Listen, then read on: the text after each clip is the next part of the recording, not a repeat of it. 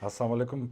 Биз азыр Орто Өрүктү айылындабыз. Бул жакта бул Алдаяр атабыздын музейинде Максат мырза ушул жигит ушул жакта түзгөн, түптөгөн китебинде жазган. Эми өзү сөзүнөн уксак. Биздин ата бабабызды Санжараны айтып берсин. Ооба, эртай аба келип калыпсыңар, кош келипсиңер. Өзүңөрдүн атаңардын атындагы Алдаяр ата атындагы музей бул. Орто Өрүктү тарыхый аймактагы музей. Алдаяр ата деп койгонубуз себеби биякта жалаң Алдаяр атанын турпу урбактары турат. Ушу Орто Өрүктү, Кичи Өрүктү, Арык Көздөр, Ойтал, Ойбулак, Кудургу. Анан ушул Беш атанын балдары. Беш атанын балдары да. Бул ашар менен салынган бул музейчи. Өзүбүз салганбыз да, ашар жол менен салынган. Алдаяр ата өзү белектин баласы да. Белек уулу. Белектин 11 баласы болгон да, өзү белекте хан болгон.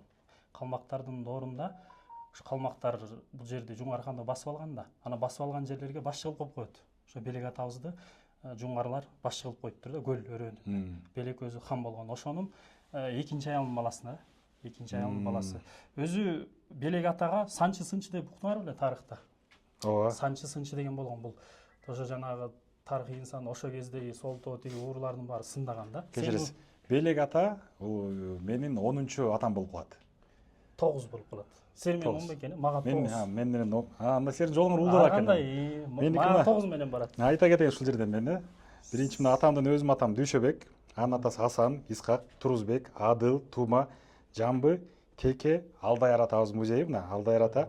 Алдаяр атабыздын атасы Белек. Менин 10-чу атам. Улантып бериңиз. Белектин тукуму көп, ошо 11 баласы. Ама түп району бүт эле Белек моякта, Жетөгүз жакта бүт Белектин тукумдары. Ошол Белек атанын өзүнүн биринчи аялынан Меке деп коет, анын балдарын айтып эле коеюн тиги. Ошо Санчы Сынчы келип калат да. Эме деп калат. Сенден мыктылар чыгыш керек деп айтыптыр да. Сен бул аялың төрөттөн калыптыр, мен сага аял өзү тандап берем деп дейт да. Анан жанагы Жаркын деген энебизди алып берген. Жаркын деген энебизди алганда ошондон анан Алдаш, Алдаяр, Токой Саты деп кетет да. 5 бала төрөлгөн да. Анан ошол Алдаяр экинчи баласы да, Жаркын энебизден. Айткандай эле Белектен ошо жана Жаркын энеден төрөлгөндөр мыктылардын баары ошондон чыккан. Мисалы азыр президент дагы ошо жана Алдаштан жакын эле Садыр Жапаров менен. Анан мен айтып кетейин, ошо Алдаярга келгенде тиги Санчы Сынчы анайында келет да, келип анан балдарын сынайт. Тиги Алдашты айтат, сенин балаңан тигиндей чыгат. Анан Алдаяр ар бир баласын сынаган. Анан Алдаярды эметкенде сынаптыр, бул эме деп. Сулуу болот да, эбечи. Алдаяр атабыз аябай сулуу болуптур. Санчы Сынчы келгенде катып коюптур. Жанагы тиги катып койгонго анан тиги билип калат да. Сен ошо ортодо ал кырак кишилер болгон да. Дагы бир балаң бар окшойт десе жок деп. Себеби баягы илгери деген балдарды көргөзчү эмес билесиңерби? Көз назар түшүп калат, сразу эме болуп калган. Биздин айылдан деле окуялар бар. Балдарын бир баланы чоң ата көрүп койсо, мындай өтүп барат, ой балаң жакшы экен десе, ошо күнү эле чарчап калган да. Анан билип калат да, билгенде анан ата алып кел дейт.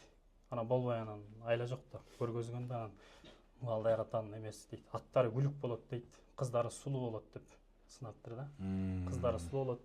Келе бакан куус ойул деп коет, жанагы кандай десем, чабышка. Чака деп коет го бизде. Ошол деле эме да. Чака кийген, чабыштын айынан да. Чака кийген Алдаяр. Бир баягы чабышканда чокмор менен чаап кеткен да.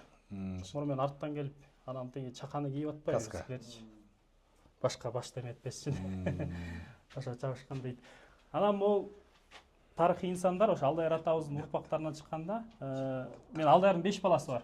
Эми Алдаяр атабыз өзү бир вариантта 25 жашта дейт, бир вариантта 27, көбүнчө 25 дейт да, Суу Самырдын суусунан агып кеткен да. Көкөмөренди дейт, Суу Самыр ошо жерде агып кеткен. Жаш эле кезинде, ошо кезде эле 5 баласы. Анан жана Теке, Абыл, Асан, Очуй, Мойт 4 баласы, 5 баласы калган да. Айча айтканда жаш кезинде эле калыптыр. Алдаяр атабыздын өзү 25 жаштында агып кетип атса, балдары жаш эле да. Азыр мына 25 жаштагылар бойдок жүрөт. Ал кезде биздин атабыз уже Так что 25-ке чыккандар үйлөнгүлө.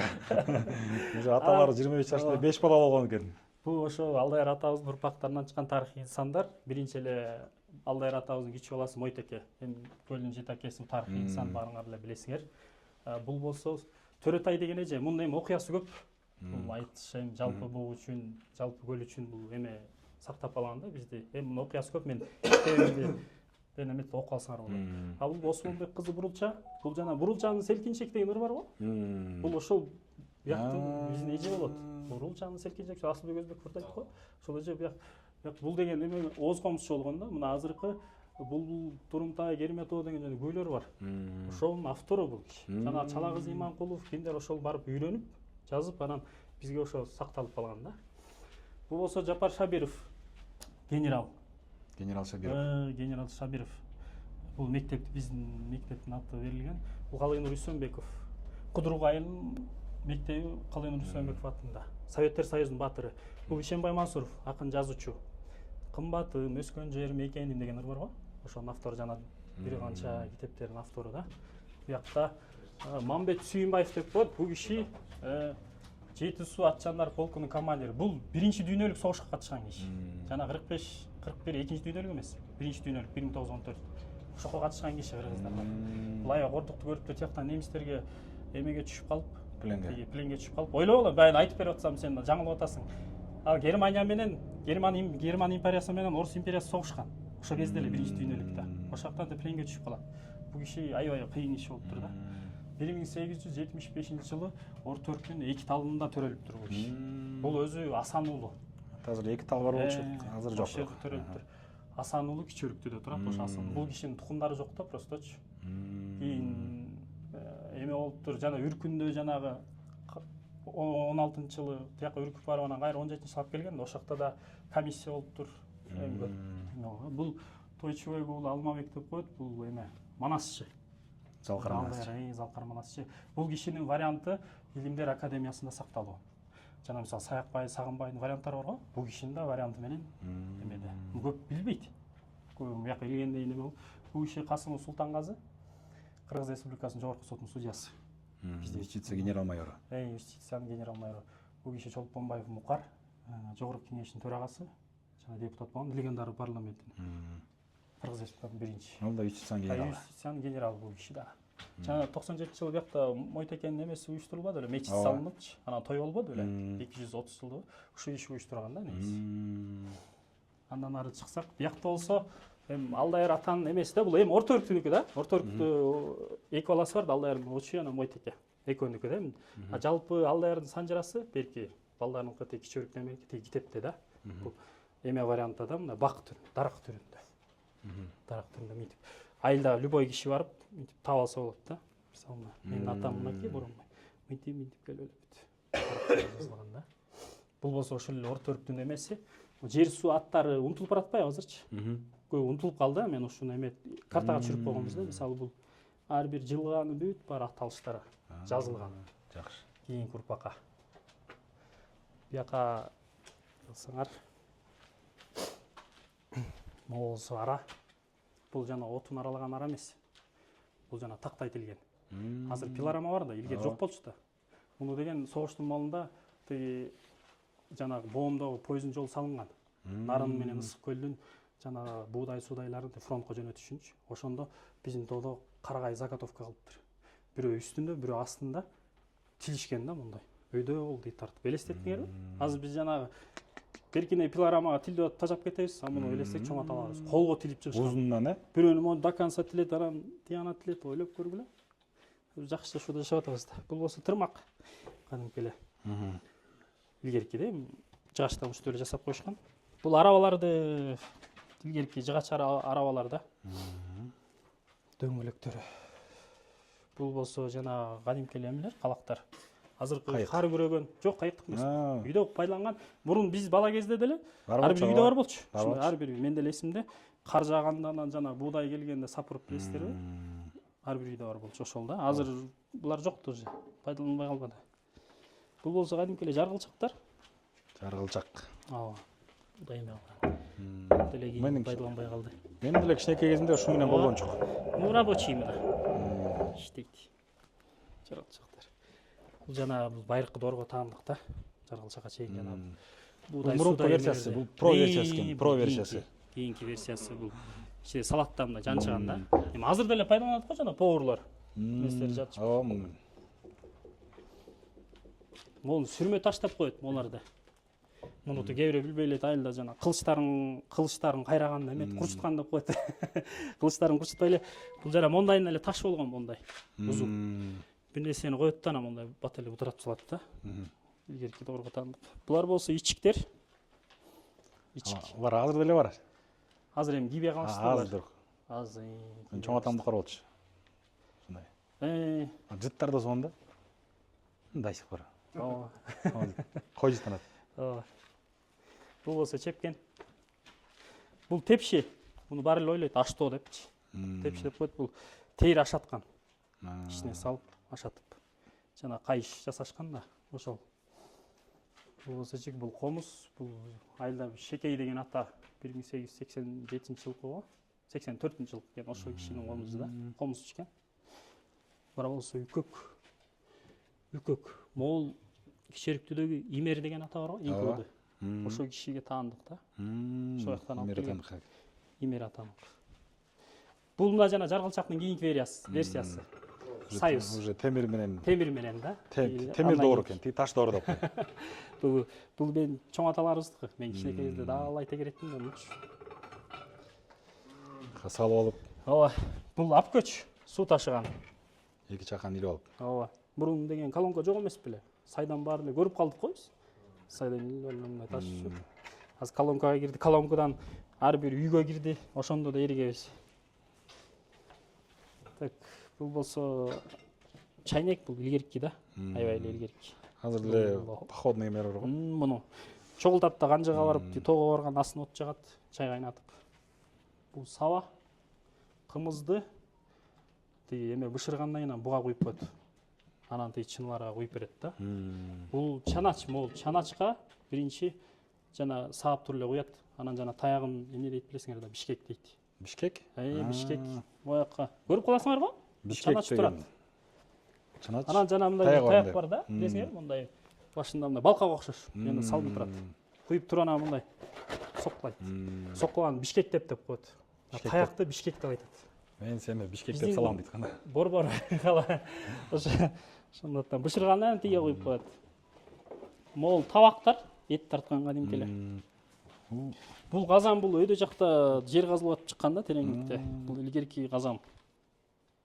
Жолтуп. Бул сок билек. Мусун соку дейт. Эмес, муну сок билек дейт, тигини соку дейт. Жана бадырак бар го. Будайды бышырып туруп анан жана ичине салып туруп. Пайдаланганда. Эми азыр эч ким пайдаланбайт мынча азыр. Кечке отуруш керек азыр. Бат эле электрический. Даже даярын сатып алып атпайбызбы? Попкорн жагаңбы? Ошондой койсо болот. Бадырак деген бар го. Нарындык. Бадырак жана будайды куурат го. Куруп туруп анан майдалагандан кийин жармага пайдаланат да. Ошо жана куурулган будайды бадырак деп коет. Бул болсо мылтык. 20-чы мен чоң атамдыкы экөө тең. Бул кек 1958-жылкы экөө тең чоң атамдыкы. Бул астыңкысы биякта Дүйшөк деген Ибраев Дүйшөк деген атаныкы. Самодельный мылтык. Башы беш атардыкы, тиягы башка меники да. Өзү самодельный жасаган.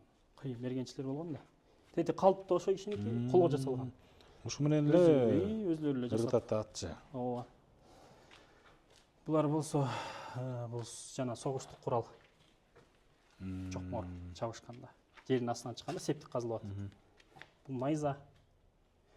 Олар мыктар, могу бычак молда найза. Коло да, олар бронза. Тети калак көлдүн ичинен чыккан. Тети таш болуп калып жүргөн канча жыл процесс. Тети таш болуш үчүн. Чопо таш болуш үчүн канча жыл процесс. Бул кумуралар. Көлдүн астынан чыккан. Көлдүн астынан чыккан. Бул болсо сенин атаңа Дүйшөгө алып келип берген кодо. Бул Оштон каяктан алып келген деген да, бияка өткөрүп берген. Эмеден талдан токулган көрдүңөрбү? Балыктыкы да. Су аракка салып коет. Балыктар бияка кирет, артка чыкпай калат. Ооба, бизде кодо дейт экен. Ти башка тарапта чоо деп айтат экен. Бизде кодо деп айтат да. Могу киши Турнобой, дүрбү, бизде Турнобой дейт. Айылчы уулу Исмайыл деген атабыздыкы. Айылчы уулу Исмайыл атабызды айтып кетсек, ал 1916-жылы мергенчи киши болгон да. Орус отряддары бияктан күнгөйдөн бүт кырып келген да. Эчтекени карамас, бүт баарын тазалагыла деген да, кыскасы ошондой приказ болчу. Анан биздин айылга жеткенде биздикилер эми жыйналышып жетишпей калган да, өйдө карай качкан тоону көздө. Качканда анан ошол атабыз тигерден тозуп, эң биринчи командирин атыптыр, анан дагы бир орустарды атыптыр. Элди тозгон да. Эми орустун отряддарын анан 2-3 өлгөндөн кийин, командир өлгөндөн кийин отряд чейин анан качып кеткен да. Ошентип элди сактап калган. Болбосо ал атабыз болбосо биякта азыр эч ким жок. Көп кишини өлтүрүп салыптыр. Мен эле таятам мына энемди айтып берчи. Таятамдын ошо биринчи аялы экен. Чоң таятам да, энем бияктык болчу да. Ошол аялым деген боюнда бар экен, кылыч менен келип чаап кетти да. Чапканда баласы ыргып калган экен да. Мен энем айтып берген ошончу. Андан случайларымда толтура. Бир кишини таякта 9 баласын тең өлтүрүп салыптыр. Моюна кырып эле салган да. Болбосо азыр көп болмокпуз. Геноцид. Геноцид эле да. Бул атабыз болбосо ошо эле кырылып калмакпыз. Жок болмок буякта. Орто өрүктө башкалар турмак. Бул ошол жанагы порох салган эме. Илгерки мылтыктар билесиңер, дүрбөттөйт. Азыр баары даяр, окуп даяр болуп атпайбы? Жанагы Исмайыл атабыз ошо атабыздын атканын эле эстеттиңерби? Үстүнө порохту салат тетигине. Анан мынтип шыкайт. Шкап үстүнө жана окту, куюлган окту салып туруп анан буягынан күйгүзөт. Ошону күтүп туруш керек да анан. Не деген машакат. Мейлетпи? Ошо менен атыптыр да атабыз. Ошол эме, бул калптар. Ок куйган калптар да бизде чоң аталардык да жасаган. О тайтуяк деп коет, бул мергенчилердики. Тоого чыгып баратканда тайбаштын бутуна кийип алат. Тайбактар. Бул болсо томого деп коет, эми билесиңер да, бул бүркүттүкү. Шапкасы. Башына. Булар чачпактар, мончок көз тийбеш үчүн, тети шакек илгерки арабча жазуусу менен. Иймек эмелер. Могул үкөк, кестик деп коет. Мергенчи кишиники бул уста. Үкөк эми аял кишиге таандык да. Муну кестик деп койсок болот. Бул уста кишиники, мергенчи кишиники. Бул чыныгап деп коет, жана чыныларды ичине жолтуп жаап койгон. Бул болсо Курандар. Бул 1980-жылкы Казан шаарынан басылыптыр. Монтип келип отуруп аягы орто өрүктөгү биздин айылга келип калган да. Бул ушу биздин айылдан, анан коңшу айылдардан мен чогулткам да илгерки. Союз маалында жанагы Карл Маркс жана эме китептер бар го. Ошонун ичин могу Куранды алат. Кээ сырты жок, көрдүңөрбү? Карл Маркстын ичин алат. Союздун ошонун ичине салып койгон да. Үйдөн аңтарганда чыкпайт да. Чыкпайт, э? Ошентип табылган олардын бүт. Сырты Карл Маркс болчу. Сырты жок да. Совет доорунда жашырын эле окушкан. жашырын болчу да. Жашырын, ошол качып барып. Ол дуалар экен. Дуалар жазылган да мындай илгерки. Могул архивдик маалыматтар. Алматыны биз Жети суу областы деп коет, орустар Борбор Алматы болгон да. Ошактан башкарчу. Алматы. Ошактан алынып келген могул биздин алдаярларга тиешелүү. Тетигини көрдүңөрбү? Тетигинде бир могул жазылып турат. 1885 года деп турат да, 13 мая. Тетигинде алдаяр деп турат. Орустар учет кылып эме кылган да. Ама орто өрүктүү деп жазган эмес. Мисалы биякта турса алдаяр деп жазып койгон. Ошентип жазыптыр да. Такабай дейт. Такабай ар жак. Алдаяр, Такабай дегене. Ошентип жазып койгон да. Могу мөөрлөр тетиякта бир 2 киши алдаярлар да. Могу жана Имер атанык ошо кичи өрүктүдө. Кумган. Ал киши айбан такабай киши экен, намаз окуч экен да. Кичи өрүктүн имамы болгон. Ал өзү 1896-жылкы киши болуш керек. Кичи өрүктүн имамы болгон. Ошо кишинин дараталан кумган экен. Ал тигил жайнамаз Маасы деген атаныкы. Ал киши 1956-жылы каза болгон. Ошондон бери келини сактап келиптир. Келинин келини мага өткөрүп берген да. Жаман аябай сактаптыр, бирок мага өткөрүп беришти да. Тебетей бул эми илгерки аябай эле. Бул эмелер колгап деп коет, мелей. Бул да тебетей. Бул ороктор. Азыр окуучуларды алып кирсең, азыркы кичинекей да, окуучулар алып кирсең, могу орокту билбейт. Орокту биз пайдаланганбыз да. Жакында чапкыны деле билбей калат. Бул камчы эликтин бутунан жасалган. Ушундай жасашчу да элер. Тетиги эмелер кишеңдер, кишен. Жылкы жана аттарды, эми күлүк эмелерди жана жакшаттарды урдап кетишти да. Ушундай кишен деп койгон да. Тиги 9 коргол. Бул боз үй илгерки да, мен 4-чү атамдын боз үйү. Могу мен чоң атам да, 3-чү атам. Атамдын чоң атасы. Жүзгө чыккан ушу кишинин атасынын боз үйү. Бул Үркүнгө да барып келген, бирок аябай сактап коюшуптур да. Бул киши жүзгө чыкты, мен көрдүм. Ушу атасынын боз үйүн сактап коюптур анан. Эметип бияка алып келгенбиз. Ушу менен Үркүнгө барып келиптир, бул ошо эмеге барып келген экен да. Алачык боз үй деп коет, кичинекей эле бул тигилгенде. Эми бул толук эмес. Мини боз үй. Кичинекей эле бул бат эле көчүрүлүп кетет да. Алачык боз үй деп коет. Эмти эмелер жакта. Бул жана кодонун кийинки эле советский варианты. Кийинки поколение уже. Азыр эми кийинкилер башы эле тор болуп калган да, жана Кытайдын. Буга балык кирбейт азыр. Кытайдын тору под запретом. Иә. Тору под запретом көлдө. Запретте. Буякта болсо биздин айылда чоң аталар да, Алдайыр атабыздын батары алды тегине 1861-жылкы. Сүрөттөрдү тап издеп анан бияка койгом да. Сулашып кетет. Бул болсо могу өткөндө кичөрүктүнү жайгазып атып чыкты. Барып ошо тиги Адилет ийниңер как раз алдагы жайгазып атыптыр ошо. Молодцы. Барып эметип сактап калып бияка өткөрүп беришти раз. Супара деп коет. Могу жана Бишкектеги тиги Эгемберди менен супара деп койгон. Ушул супара. Бул деген азырча мону жаят да үстүнө камыр журган да, унду салып туруп. Ушул супара.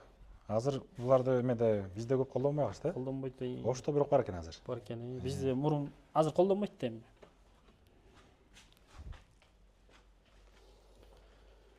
Бияктан сейчас барат. Могул жана ортодогу киши жана бурулча деп этикпи? Ошонун баласы экен. Ортодогу киши. Бул сүрөт эми артында жазылып эле 1909-жылы тартылган сүрөт экен да. Же 14 беле ушундай болчу. Биякта кийинки.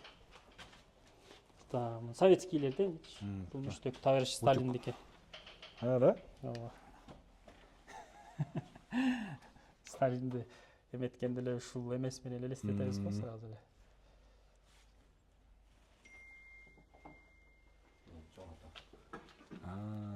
Түлө берди. Меники төрө берди эмес ба? Түлө берди. Түлө берди.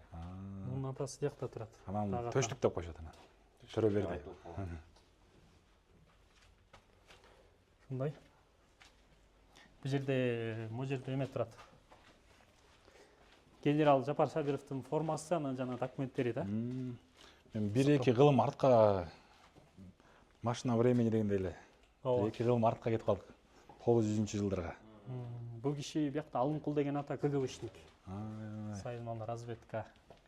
Таштеп ошо кишинин формасы тиги мени. Карачы сапаттын турганын азыркы чейин.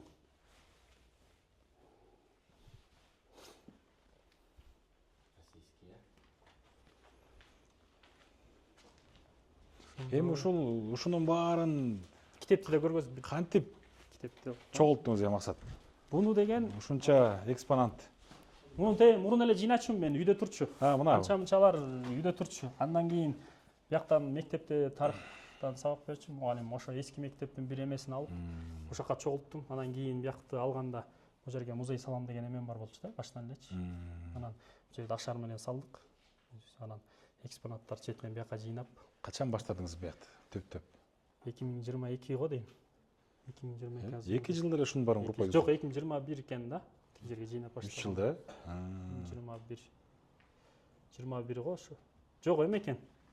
Биякты салып баштаган 21 экен. Мен 2018 мектепке кирдим, 2018 эле тияка чогулуп баштаганбыз да. Анча-мынча үйдө болчу да. Булар бар кантип чогулттуңуз? Үйүнөн барып эле угуп эле тиги үйүнө бар. Бияктан ар бир үйдү кыдыргам. Эми жаңы үй салган билесиң, анын үйүндө жок андайчы. Айылда эски үйлөр бар го. Ошонун үйүнө барып эле. Кээ бирөө жок дейт, мен көрөйүнчү деп эле эметчим да.